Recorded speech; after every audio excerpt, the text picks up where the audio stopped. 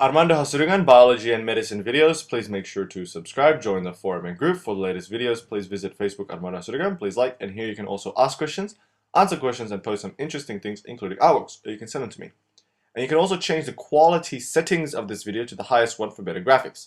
In this video, we're going to look at an overall picture of the respiratory system. So we're talking about the lungs.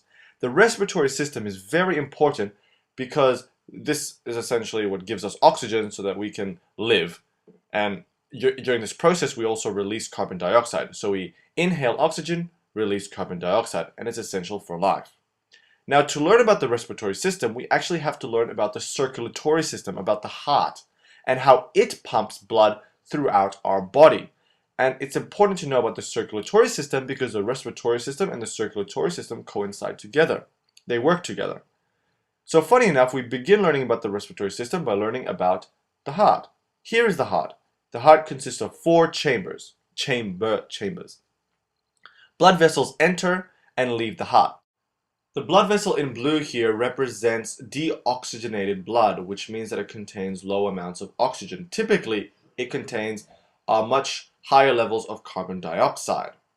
This blood vessel in red represents oxygenated blood, which means that it contains oxygen. Now, this oxygenated blood supply gets the oxygen from the lungs. In this picture here, I represent as the lungs. Now, outside in the air, in our atmosphere, we have many types of gases, including oxygen gas, O2. Now, we breathe in oxygen gas. It comes into our lungs. And as we breathe in oxygen gas, we also breathe out carbon dioxide from our deoxygenated blood supply. So carbon dioxide leaves into the atmosphere and we breathe in oxygen gas. So now as oxygen enters our blood supply, it reoxidizes our blood supply. So now we have an oxygenated blood supply here in red. Oxygen will then travel through our body, enter our heart. The heart will then pump out the oxygen and transport it throughout to different organs, to different tissues.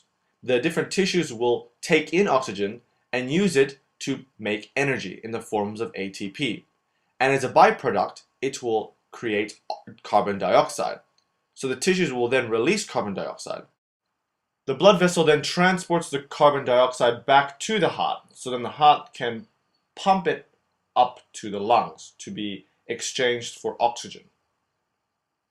Now this overall picture is very important to understand.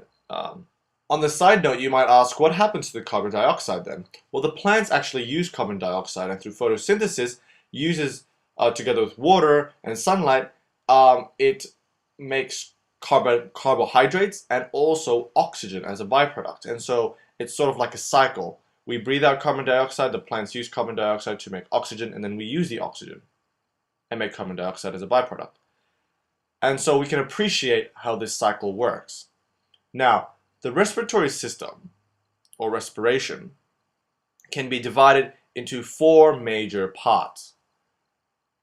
One is known as the pulmonary ventilation, and this is the movement of air in and out of the lungs. So the movement of oxygen into the lungs and the movement of carbon dioxide out of the lungs, for example. 2 is known as external respiration. External respiration is the movement of oxygen from the lungs into the blood and the movement of carbon dioxide from the blood into the lungs. Number 3 is the transport of respiratory gases. So how the oxygen basically gets transported to different tissues and different organs.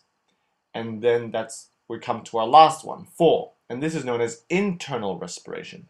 Internal respiration is where we have the movement of oxygen from the blood to the tissues and the movement of carbon dioxide from the tissues into the blood. So I hope you can understand the difference between internal and external respiration, most importantly. Now that we hopefully understood a bit of an overall picture of the respiratory system and how it interacts with the circulatory system, let's look at the anatomy. Let's look at the lungs in particular and the respiratory tract. Okay, So here we have the atmosphere again. It contains many types of gases, including oxygen gas, O2. Here we have a human body. I'm just going to shade some areas here so you can see the different parts of the respiratory tract more easily. So let's start learning about the anatomy. Here we have our nasal cavity, the nose cavity, the oral cavity, the mouth cavity, the pharynx. And then we have the esophagus here at the back, which leads towards the stomach. This is part of the digestive system. And then in front of it, we have the larynx, which actually leads to the respiratory tract, further to the respiratory tract, the lungs. And so what divides the esophagus and the larynx? Well, it's the epiglottis. The epiglottis can cover the larynx when we are eating. So just to understand what is happening, we're breathing in oxygen gas into our nasal cavity or through our oral cavity. And it goes down towards our larynx. And we breathe out carbon dioxide. When we breathe in oxygen gas, it will proceed down here and travel to the larynx, and then it will go through a cartilage area known as a trachea. The trachea will then divide into many types of branches. The point of division is known as a carina of the trachea. And these many divisions are what make up the lungs essentially. So here we have the right lung and here we have the left lung. And below the lungs we have the diaphragm. This is the muscle which helps in our breathing process. So let's take a closer look at the lungs and let's look closer at the anatomy of the lungs. So here we have the lungs. We breathe in oxygen gas and it comes into the lungs. We also breathe out carbon dioxide and it leaves the lungs. So here we have the trachea, the cartilage area full of cartilage rings. Now the trachea will divide into what's called the primary bronchuses. There's two. And then the primary bronchus will then further divide into the secondary bronchi. There are many of them. And then the secondary bronchi will then divide further into the segmental bronchi. And it still keeps dividing, smaller and smaller. Now, let's stop there for a second and look at this area here on the left lung. As you can see, the left lung has a bit of space here. The space is known as a cardiac notch. And if you know what cardiac means, it means it has to relate to the heart. And so this is actually where the heart is positioned in our body. Another thing to note is that the left lung and the right lung consist of different number of lobes making up the lungs, such as the right lung consists of a right superior lobe, a middle lobe, and an inferior lobe. So the right lung has 3 lobes, whereas the left lung only has 2. It has a superior lobe and it has an inferior lobe. So that's the other difference. And now also going back to the trachea, which then branches off to the primary bronchus, then secondary bronchus, then the segmental bronchi. What comes after this? Well, the last point of division, we have this sort of sac-looking thing. And this is known as alveolus, the alveolar ducts. So let's just zoom into this alveolar duct looking thing and look at it in a bit more detail. Of course, to each of these alveoli sacs, we have blood vessels coming in and out. The blue coming in and the red going out. Now let's learn a bit of anatomy. Here we have what's called the bronchiole. And wrapping around the bronchioles, we have smooth muscles, which are necessary in order for these to contract. Then the bronchioles will go further to where they end, known as a terminal bronchiole. Then this terminal bronchiole will essentially go into what's called the sac, consisting of many alveoluses. So I hope this makes sense. An important terminology is that one of these balls, these ball-looking things, are known as an alveolus. Many of these balls-looking things are known as an alveoli. So one alveolus, many alveoli. And they make up the alveolar sac or duct. Hope this makes sense. So here we have the alveolar sac, which contains many alveoli, And then we have the alveolar duct, which basically is the area which connects to the terminal bronchiole, you can say. Okay, this part might sound very confusing, but bear with me. Now the question is, the pulmonary artery leaves the heart with deoxygenated blood, and it contains mainly carbon dioxide, if you remember. The pulmonary artery will enter the lungs and will basically branch into the alveolar sacs. The pulmonary artery will give CO2 to the alveoluses, the alveoli, and the alveoli will give the pulmonary artery oxygen. And so now it is reoxygenated. It contains new oxygen. And then as the blood vessel leaves the alveolar sac and goes back towards the heart, it is now known as the pulmonary vein, because vein always goes back to the heart. And we'll get back to that again if you don't quite understand it. But another two concepts you should understand is that the pathway from nose to the bronchioles, which is there, is called the conducting zone of respiration.